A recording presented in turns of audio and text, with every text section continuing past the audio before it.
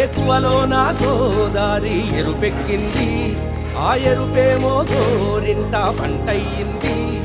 ఏకువలో నా గోదారి ఎరుపెక్కింది, ఆ ఎరుపేమో గోరింట పంటయ్యింది.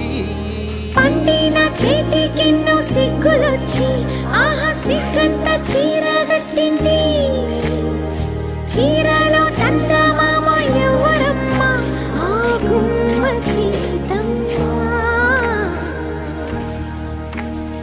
సీతమ్మ